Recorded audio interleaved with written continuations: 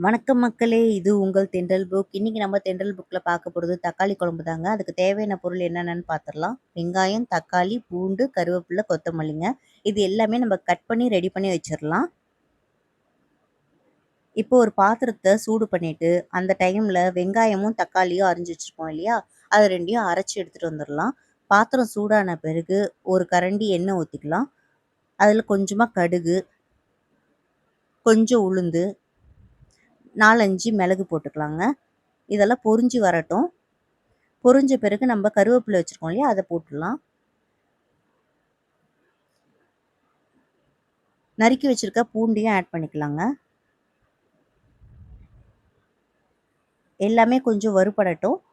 நம்ம அரைச்சு வச்ச அந்த தக்காளி, வெங்காயம் பேஸ்ட் இருக்கும் இல்லையா? அத எடுத்து நம்ம இப்ப ஆட் பண்ணிக்கலாம்.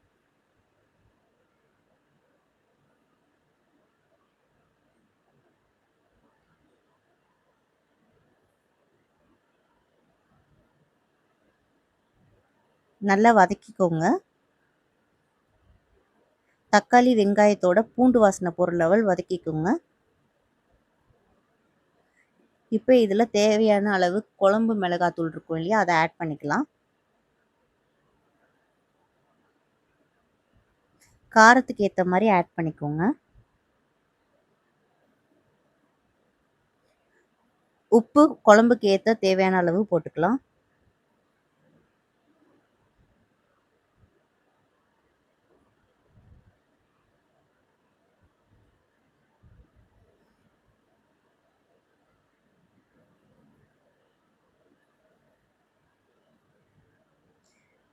இப்ப இந்த குழம்புக்கு தேவையான தண்ணிய ஆட் பண்ணிக்கலாங்க.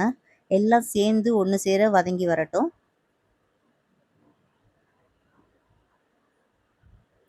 நறுக்கி வச்சிருக்க கொத்தமல்லியும் இதிலேயே தூவிடலாம். சிம்பிளான தக்காளி குழம்பு ரெடிங்க. இத மூடி போட்டு ஒரு கொதி வந்த பிறகு ஆஃப் பண்ணிட்டு சாப்பிட வேண்டியதாங்க. ஒரு 10 நிமிஷம் வெயிட் பண்ணலாம்.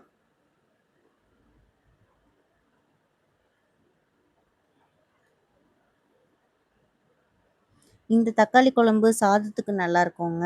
இதுவே கொஞ்சம் திக்கா வச்சிங்கன்னா, நம்ம டிஃபனுக்கு எல்லாமே சைட் டிஷ்ஷா வச்சு சாப்பிடலாம்.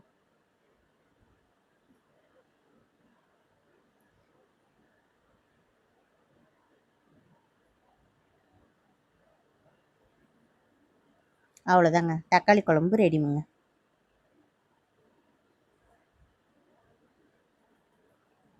நான் இது மதியானம் லஞ்சுக்கு பேக் பண்ணிட்டேன்.